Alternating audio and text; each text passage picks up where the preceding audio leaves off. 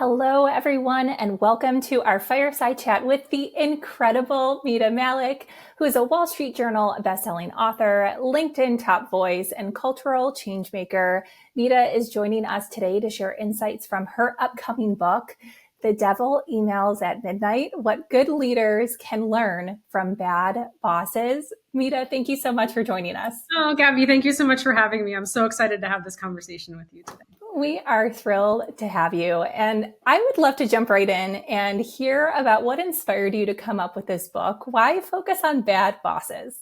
Well, it's my second book. I'm very lucky, or as we say, I've lucky and I've earned it, right? So Yes. There's two things.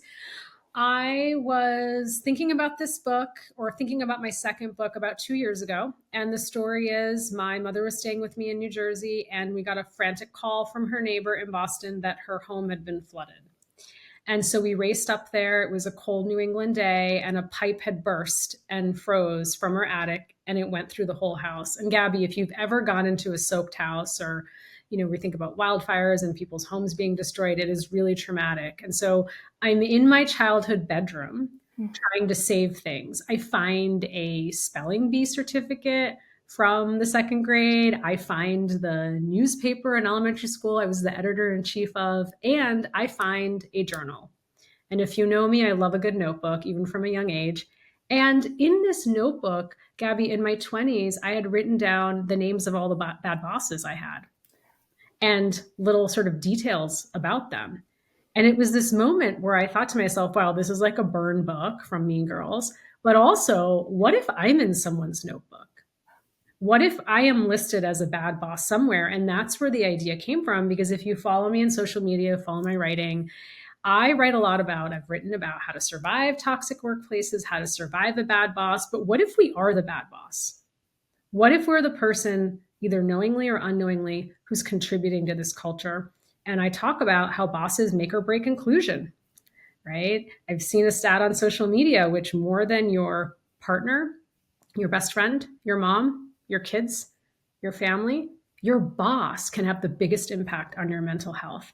And so how much power those of us in leadership have and responsibility. And so that was the genesis of the book. It's bad bosses aren't born, bad bosses are made, and they're products of their life experiences and circumstances. And I've been a bad boss, and chances are so have you. It's really an important question to reflect on. And I love hearing that origin story, which leads me to ask my next question about the title. How did you come across the title? And can I ask if there was a devil for you that actually emailed at midnight? Well, I was once the devil. I have been guilty of emailing at midnight. So I'll start there. And I think there's humility in leadership. Sure. We've all been there. And so to think about the things that we could have done differently.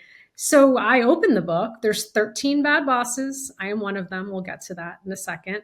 I go through 13 bad bosses I have survived in my career. I hide the details, change the places, dates, and time. But one of the first bad bosses, Gabi, I had in corporate America was the devil who emails at midnight.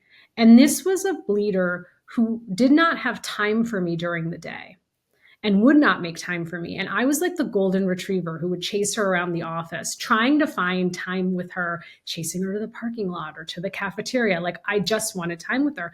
And she would routinely dump her inbox between the hours of 10 p.m. and like 1 a.m. and just forward me things to do. And that was the only time I could get with her. And so this question of why do we email at midnight? And what prompts us from doing that? I was recently speaking to a large company on this topic, and a leader came up to me afterwards and said, oh, well, I don't email at midnight, Mita. I save all my drafts and I send them in the morning. And so I looked at this individual and I said, okay, so I wake up in the morning at 9 a.m., I'm logging in and I have 30 emails from you. And you could see this light bulb go off where he was like, and was sitting with that and processing that. So sometimes, in this chapter, I talk about our need to communicate on whose time. Can you hold off on that? Does it have to go out this moment? And is it something that you can talk about live?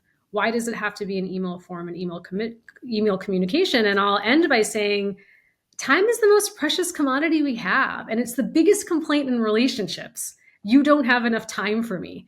And so I try to coach leaders to think about how can you free up time during your day and on your calendars to give people that time they need, whether it's 15 minutes or 20 minutes, so that they feel connected to the work and connected to you.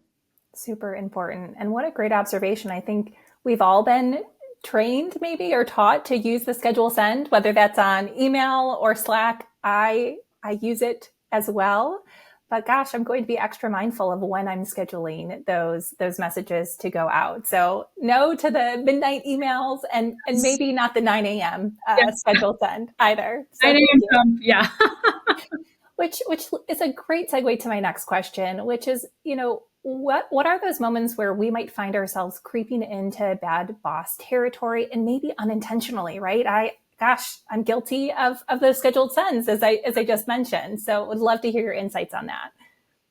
From the work I've done in the research and studying workplaces, I'm on a mission to fix what's broken at work. There are 3 times I've generally seen when bad boss behavior can occur. One moment would be the market.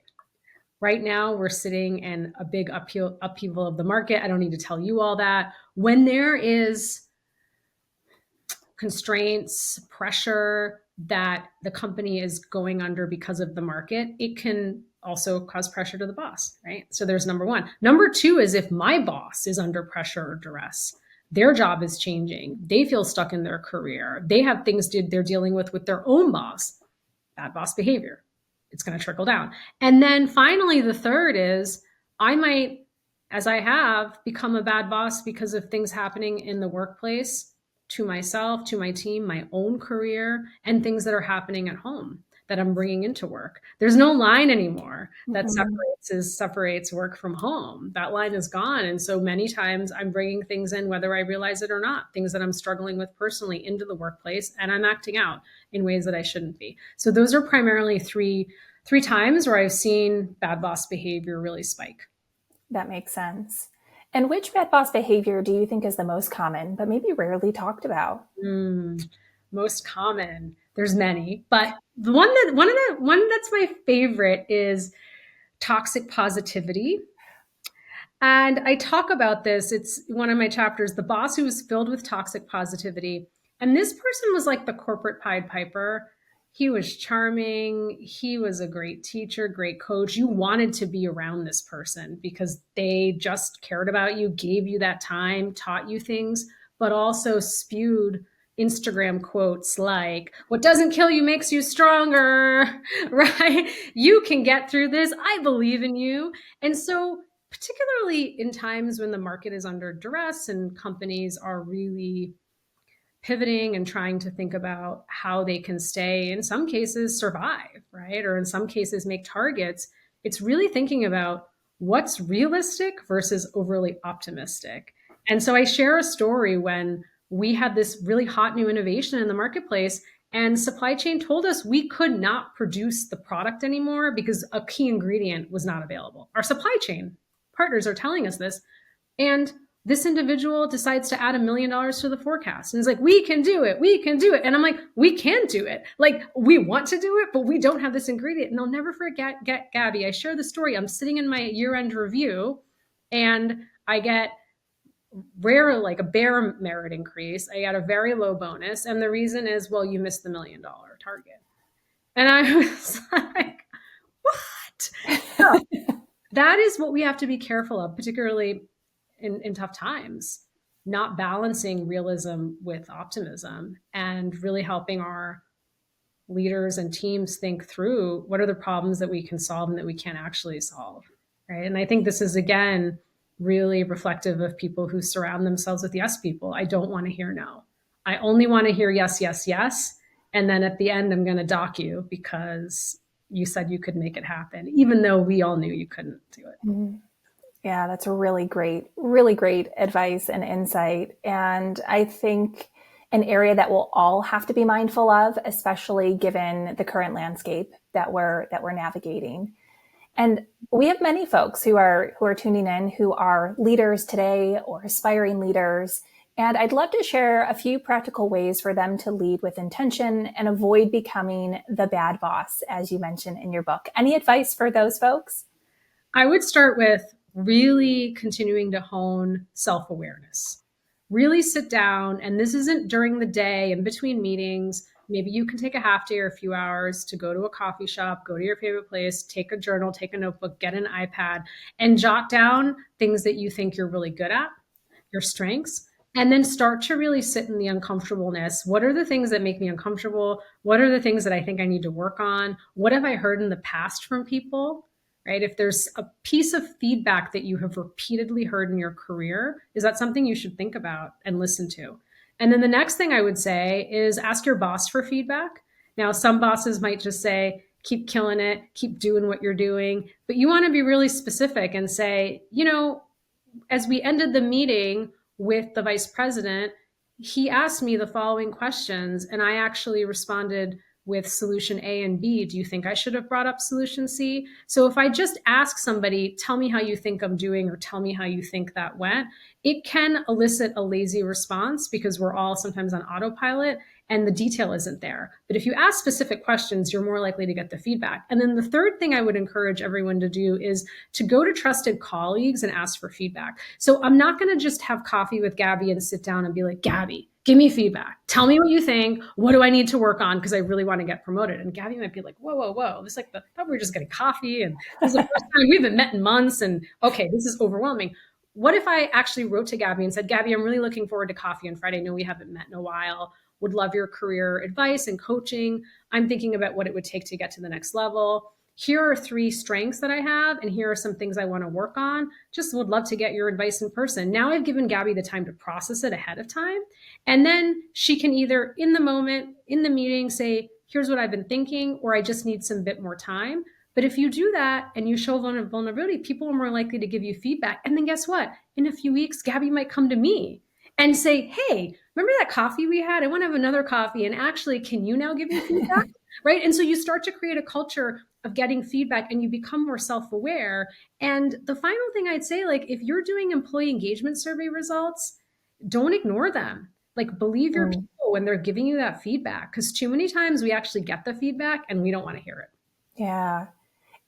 It's a really, really great advice. And I appreciate the very tactical examples that you've shared, because I think it can be a daunting experience to give and receive feedback, and pursuing it with some intentionality, some structure, the forethought can make that conversation much more impactful, but also less nerve-wracking too, because let's be honest, it's not the most comfortable thing to navigate these discussions as well.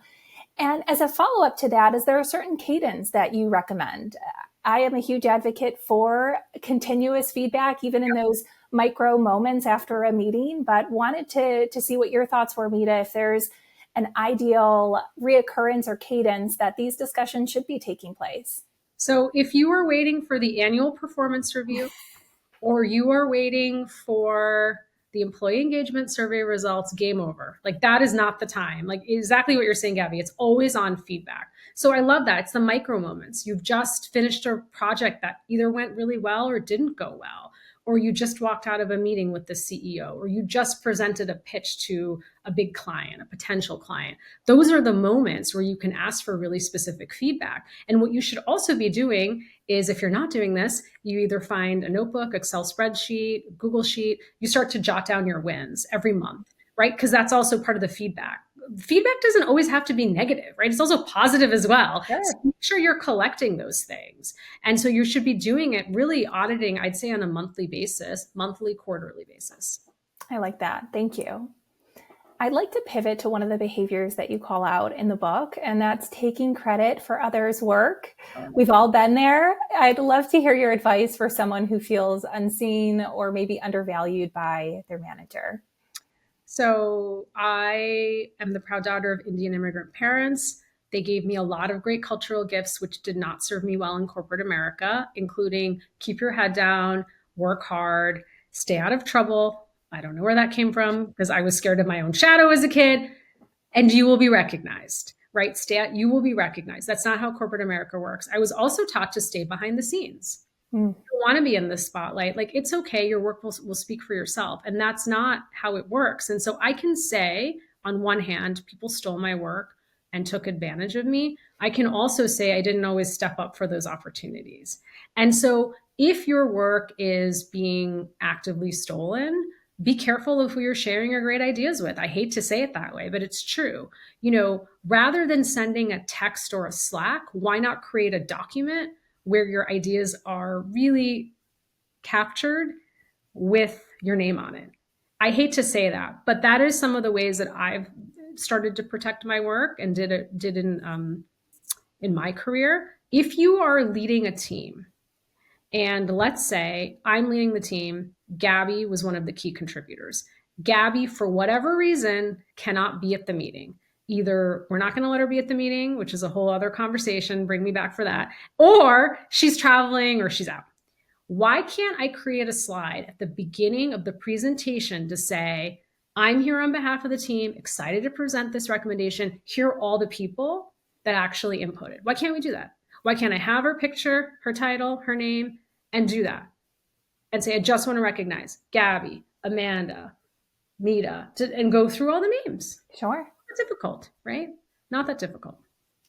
I love that. I love that recommendation. And I think it also impacts motivation in a good way, right? You want everybody to feel as though they're an engaged, critical member of the team, and it would demotivate if we didn't call attention to all of the hard work, innovation, ideas, impact that each person makes, and each person is valued. So I love that intentional call out. It only takes a minute, maybe less, and what a great impact that could have. Thank you for sharing that. I also wanted to add a good leader that I worked for in my career used to do this. After sharing the presentation in a meeting where the team might not have been, oftentimes there's key takeaways, there's meeting minutes. He would respond with the team and remind management and say, I just want to remind you, this was a great presentation. I was just one of the people who was representing. Gabi, Mita, Amanda, all copied here, did a phenomenal job. And in that way, some of the leaders would write back to us personally and say, I really appreciated the time you took. I know you weren't in the room, but thank you. So there are so many ways to give people credit. There really just are. Yeah, I love that. I love that. You've mentioned and hinted during our conversation that you, at one point, were a bad boss. And I would love to hear what you learned from that experience and any insight that you can share from that. So The Devil Emails at Midnight ends with me, the boss who couldn't grieve and couldn't show up for her team.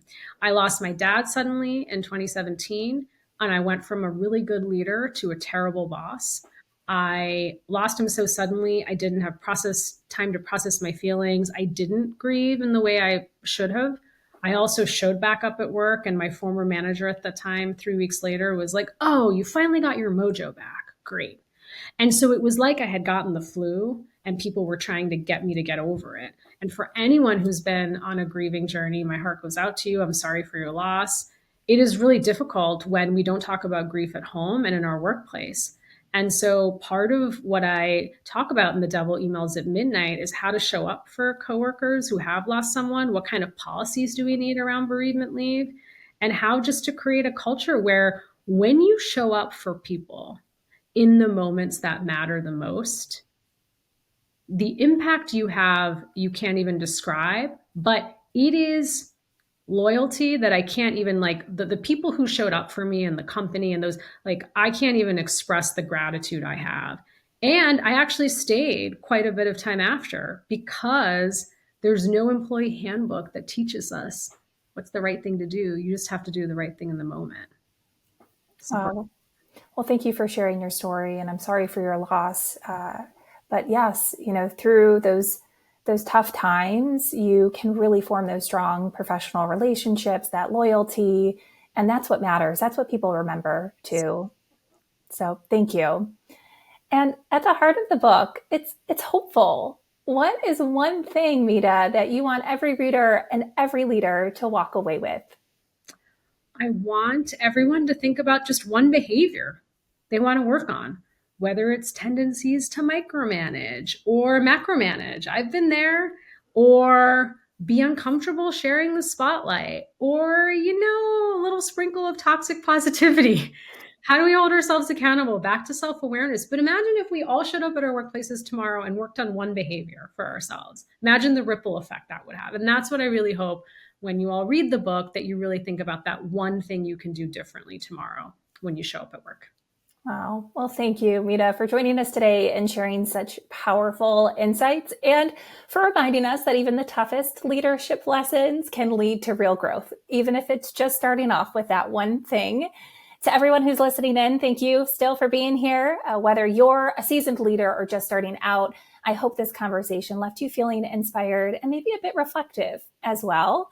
Quick reminder, anyone who registered for Inspiration Summit, anyone joining us today, you've automatically been entered to win a free copy of Mita's book, The Devil Emails at Midnight, What Good Leaders Can Learn from Bad Bosses. Good luck, and please feel free to pick up a copy. We'll drop the link in the chat, and we'll see you at our next session.